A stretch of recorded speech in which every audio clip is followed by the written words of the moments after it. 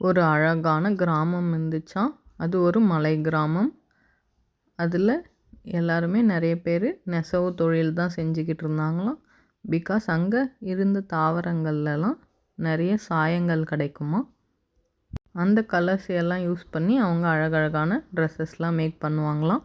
அந்த ஊரில் ஒரு நெசவாளருக்கு ஒரு சின்ன பொண்ணு இருந்தாங்க. எல்லாரும் ஓடி ஆடி விளையாடுற அந்த வயசுலேயும் இவங்க மட்டும் அவங்க அப்பா கூட சேர்ந்து எப்பயும் அந்த நெசவு தொழிலை கற்றுக்கிறதுலே ஆர்வமாக இருந்தாங்க.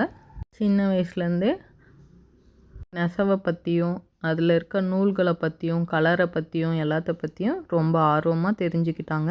அந்த ஊர் மக்கள் எல்லாருமே அவங்க தயாரித்த ஆடைகள் எல்லாத்தையும் பக்கத்து ஊரில் ஒரு சந்தையில் போய் வார வாரம் விற்றுடுவாங்க. நிறைய காசு சம்பாதிச்சுக்கிட்டு இருந்தாங்க. இந்த மாதிரி அவங்களோட லைஃப் போயிட்டுருக்கும்போது ஒரு நோய் வந்து அந்த தாவரங்கள் எல்லாத்தையும் தாக்கிருச்சான். அந்த கலர்ஸ் கொடுக்குற தாவரங்கள் எல்லாம். அதனால் அவங்களுக்கு எந்த சாயமும் கிடைக்கலையாம்.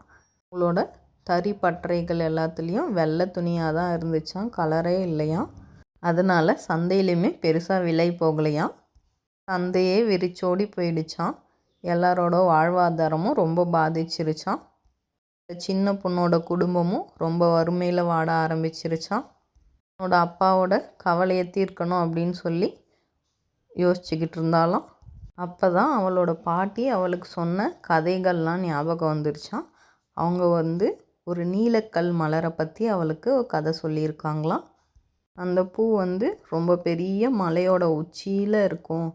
அதோட இதழ்கள் கிடச்சிச்சின்னா ரொம்ப நிறைய சாயங்களை உருவாக்க முடியும் அப்படிங்கிற கதையெல்லாம் அவளுக்கு ஞாபகம் வந்துச்சான். இப்படியாச்சும் அந்த மலரை நம்ம ஊருக்கு கொண்டு வந்தே ஆகணும் அப்படின்னு சொல்லி அவளும் அவளோட பயணத்தை ஆரம்பித்தாலாம். ஒரு சின்ன பேக்கில் தேவையான உணவு தண்ணீரை எடுத்துக்கிட்டு பயணத்தை தொடங்கினா.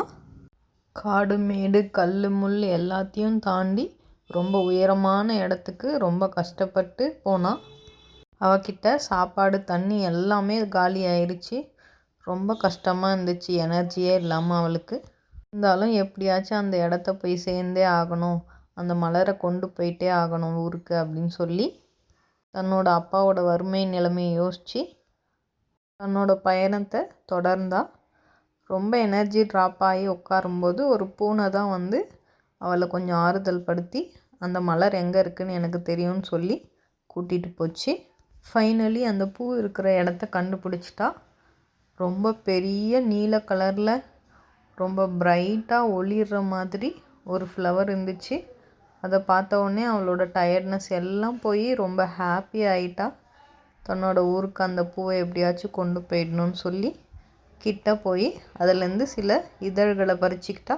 தன்னோட பேக்கில் வச்சுக்கிட்டு கிளம்பி ஊருக்கு போனோம். அங்கேருந்து எல்லார்கிட்டேயும் தான் அந்த நீலக்கல் மலரை கொண்டு வந்துட்டேன்னு சொன்னான். அங்கேருந்து யாருமே அதை நம்பவே இல்லை. எத்தனை பேர் போயிருக்காங்க, யாருக்குமே கிடைக்கல, உனக்கு மட்டும் கிடச்சிருச்சான்னு சொல்லி சிரித்தாங்க. அவள் அந்த பூவை எடுத்து காட்டும் போது எல்லாருக்குமே ஒரே ஆச்சரியம்.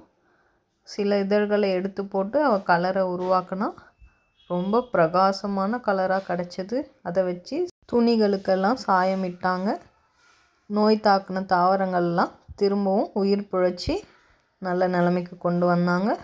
திரும்பவும் பழைய நிலமை திரும்பிடுச்சு அந்த ஊருக்கு. எல்லோரும் நெசவு தொழிலை செஞ்சு லாபகரமாக சந்தையில் விற்க ஆரம்பித்தாங்க.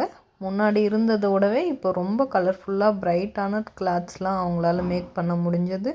எல்லோரும் அந்த கேர்ள் ரொம்ப பாராட்டுக்களை தெரிவித்தாங்க. அவங்க வீட்டோட வறுமையுமே அவளால் காணாமல் போயிடுச்சு. இந்த ஸ்டோரியிலேருந்து நீங்கள் என்ன தெரிஞ்சுக்கிட்டீங்க குட்டீஸ்? முயற்சி பண்ணால் நம்மளால் எதையுமே சாதிக்க முடியும் அப்படிங்கிறது தெரிஞ்சுக்கிட்டீங்களா? இன்னொரு சூப்பரான கதையோடு உங்களை மீட் பண்ணுறேன். பாய்.